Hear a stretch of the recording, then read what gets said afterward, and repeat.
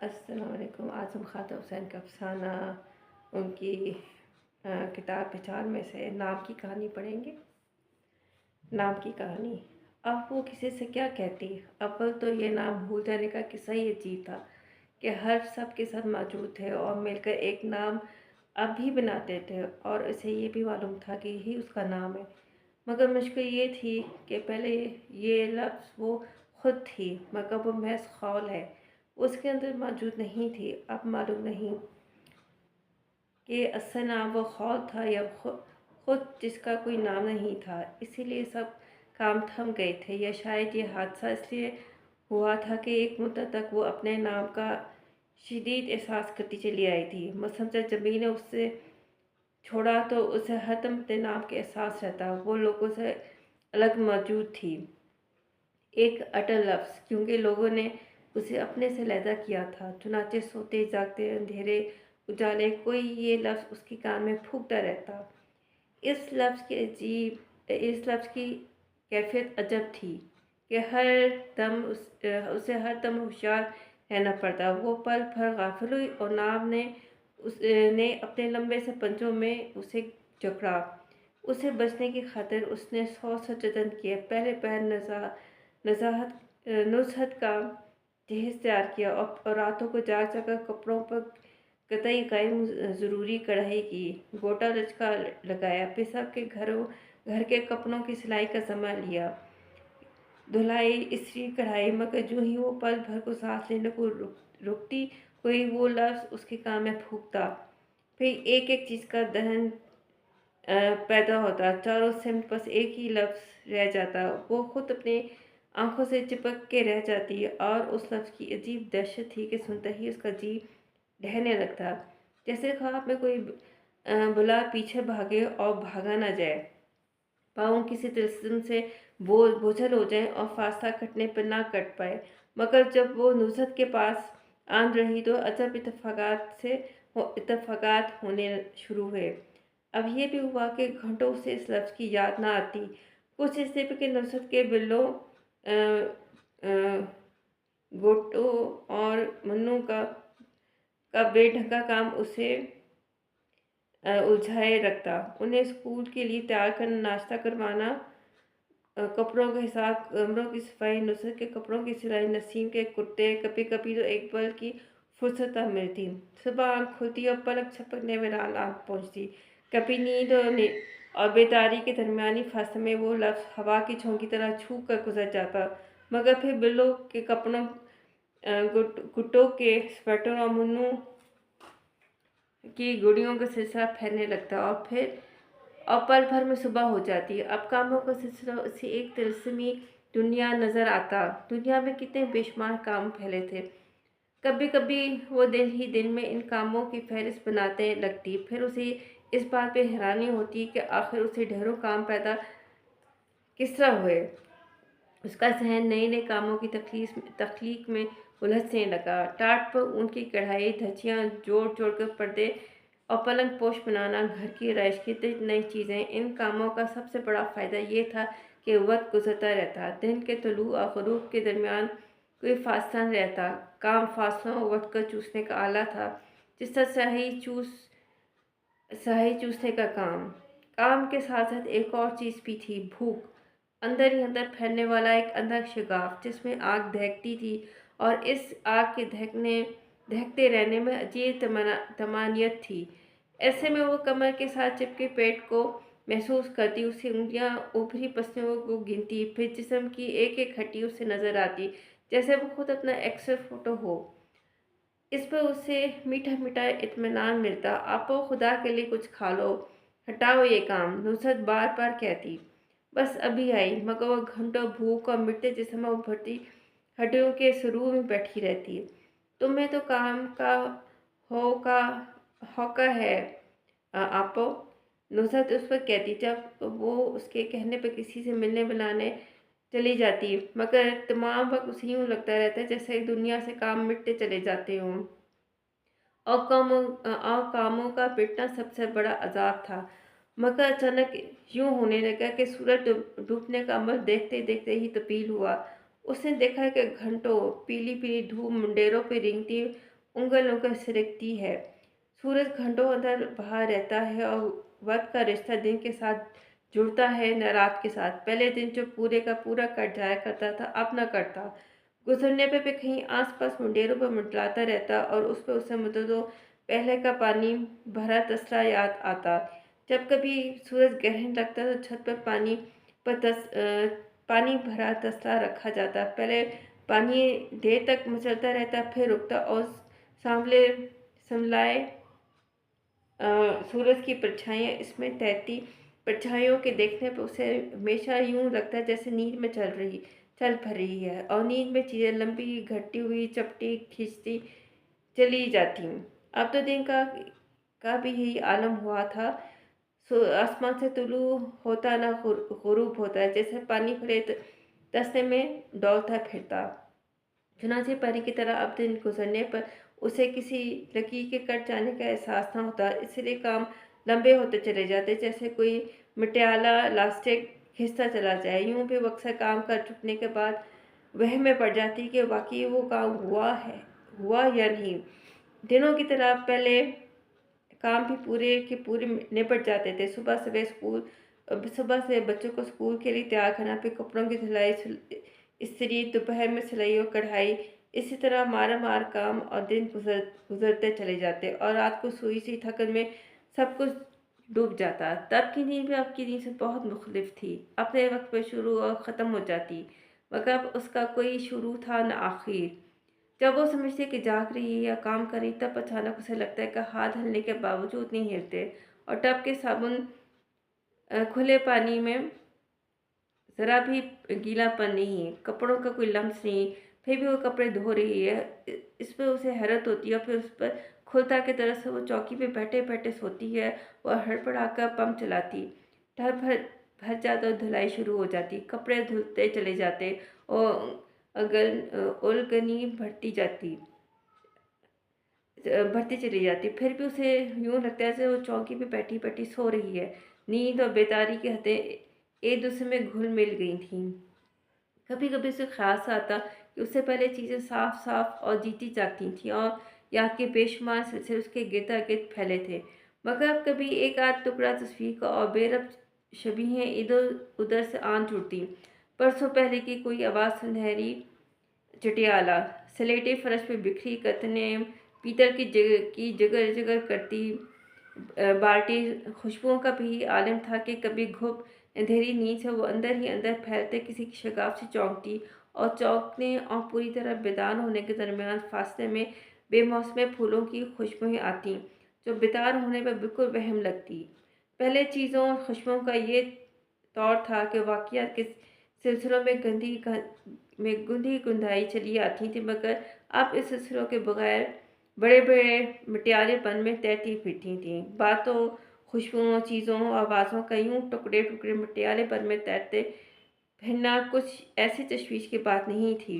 एक मुद्दत से उसे किसी बात पर तशवीश भी नहीं हुई थी, मगर मुश्किल ये आन पड़ी थी कि एक शाम वो मन्नू के बाल संवारती थी और बुल्लू गुड्डू कुरैशी साहब के बच्चों के साथ बाहर लॉन में खेलते थे। नुसरत और नसीम भी लॉन में कुर्सियां डाले बैठे थे और अंदर सबके साथ कमरे सजे सजाए खाली पड़े हैं। मुन्नू के बालों से साबुन की गिरी गर्म महक आती थी और उसके हाथ उसे बालों को तेजी से सुलझा रहे थे और बालों कंघी का और उसकी कुर्सी का जिस पर वो बैठी थी कोई लम्स ना था। तब अचानक उसकी नज़र अपने हाथों पर रुक गई। खुश बेरंग जेल पर ऊपरी ऊपरी ऊपरी भरी भरी नीली नसें, मुर्दा शाखों की तरह निकली उंगलियां जिनमें स्याह रंग की वो दंदाने दार चीज थमी थी और उन दंदानों में बाल उलझे थे। फिर उसकी नज़र धौले होकर तैरती सूखी खलाई पर जा रुकी और उससे इस बात भी हैरत हुई कि वो इस हाथ और कलाई के साथ बरसों से रह रही है और इस हाथ और कलाई ने उसे इस जिस्म के बाकी हिस्सों की याद भी दिलाई जो शुरू से उसके रफीक थे। तब उसे यूं लगा कि वो नींद में है, को अंधेरे में सिमटें खो गई हैं और मालूम नहीं वो किस रुख किस सिमत मौजूद है। दिन के उजाले में उसे अपने आप को इस जगह और हालत में पाकर हैरत हुई जैसे वो नींद में चलते चलते यहाँ आज पहुंची हो। उसने बहुत याद करना चाहा कि इससे पहले वो पहले क्या था, वो कहाँ से चली, किधर से आई, मगर उसके पीछे आगे चारों तरफ मिटियाली धुंध थी। तब उसे यकीन हुआ कि इससे वो पहले थी ही नहीं, बस शुरू से आज तक इसी तरह थी। हाथ में कंघी थामे मुन्नू के बाल सुलझाती, मगर मुन्नू तो बहुत छोटी सी है, यह कि 5 बरस की, और उससे अपनी ढलकती कलाइयों पर दोबारा नजर की। उसे वक्त के बेतहाशा गुजरने का ख्याल आएगा, मगर साथ ही उसने देखा कि सूरज घंटों से ग़ुरूब हो रहा है और पीली पीली धूप मुंडेरों पर नींद भरी रफ्तार से उनको उनको सिरकती है, और सिरक नहीं चुकती। सुबह से मालूम नहीं कब से सूरज अंदर बहार है, है दिन ही है या ना रात। अब सब काम उधेरे खींचते चले जाते हैं। हाय आपो, बस बेखबरी में मन्नू के बाल खिंच गए थे। अच्छा अच्छा, उसने कंघी डस्टबिन पर रख दी। मन्नू उछलती हुई बाहर चली गई। राजा की चाबी चोरी हो गई, बच्चे लॉन में खेल रहे थे। आपो बाहर आ जाओ, नुसरत ने उसे पुकारा, मगर उसे तो बहुत काम करना था। नुसरत की अधूरी कमीज में तुरपाई करने लगी, पर 2 ही टाँकों बाद उसे नींद महसूस हुई और उसे ख्याल आया कि आज वो दिन भर नहीं सोई। तब कमीज को गोद में रखे रखे वो दीवार के साथ लगकर सो गई, और इस तरह होते हुए मुद्दतों पुरानी वो नींद आज याद आई कि जब एक गहरा लिपटा हुआ ना होने का एहसास उसे आ लेता था। फिर वो धूप में जलती छत पर खड़ी थी और तसले के मचलते पानी में सूरज के सुनवलाई परछाइयाँ तैरती थीं। नुसरत बालों की तरह तसले पर झुक झुक कर गिरे जाती थी। किसके और कस के गंदी 2 छोटी छोटी जान सी भरी उसके कानों पे झूलती थी। वो खुद पे तसले पे झुकी और आपके हिलते पानी में उसकी अपनी परछाई नजर तैरती। फिर तसला फैलने लगा, यहाँ तक कि छत के बराबर हो गया। फैलते तपते तांबे ने उसे दीवार के साथ भेजना शुरू किया, यहाँ तक कि दीवार के अंदर हो गई। इन मिट्याली उल्टियों में एक ईंट जिसकी कोई पहचान नहीं थी। उसने जानना चाहा कि वो नींद में है, और वो इसलिए वो जाग गई। मगर जार उठने पर उसने देखा कि वो बराबर कमीज में तुरपाई करती हो, और अब बस जरा सा कोई कोना बाकी है। ये जागती नींद भी अजीब थी। शुरू में उसने पुरानी बातें याद रखने की कोशिश की, मसलन यही कि उसने आज तक कौन कौन से कपड़े पहने, पुरानी कमीज़ें, जूते उसके सामने मटियालेपन में तैरते चले आते। फिर खुशबुएं और जेवर, सभी कुछ मौजूद था, मगर वाक़यात कहीं न थे। क्योंकि वाक़यात खो चुके थे, इसलिए वो खुद भी मौजूद न थी। बगैर औकात के कोई किस तरह हो सकता है। कभी नुसरत नसीम को पिछली बातें सुनाती है।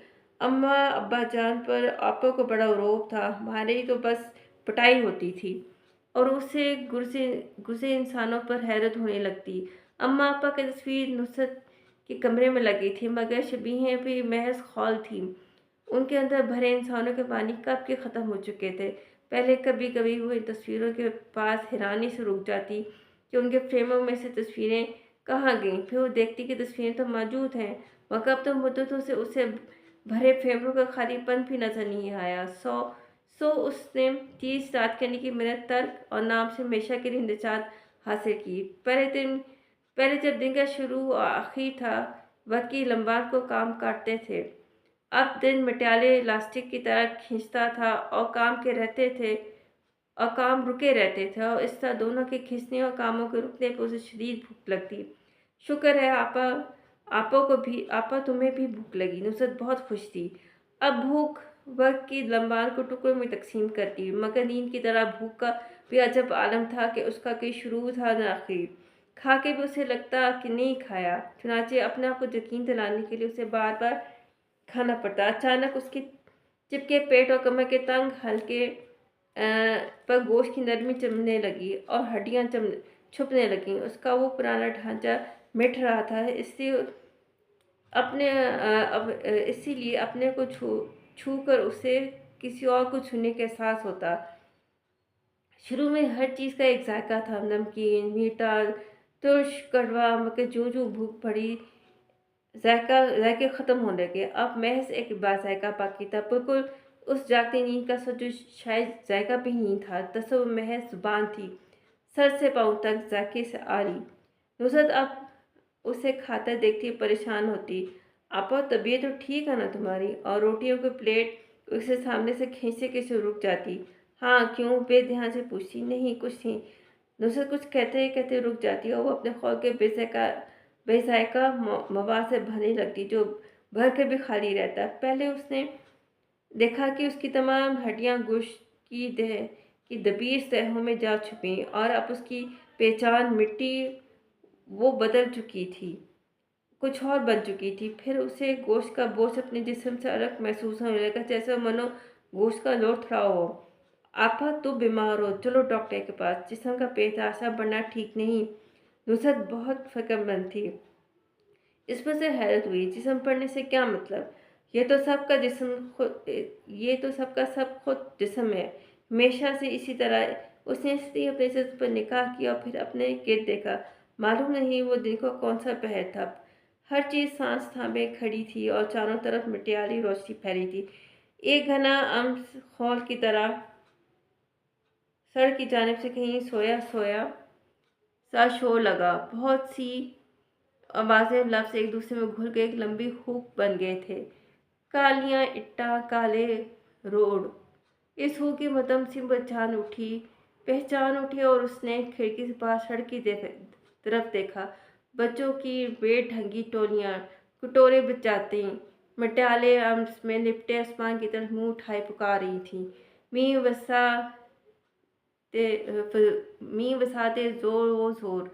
दो बच्चों की हिलती मचलती टोली में एक शबीह सी लड़की की तेरी उसने पहचाना चाहा और खिड़की से करीब होते हुए अचानक आईने के सामने आन रुकी।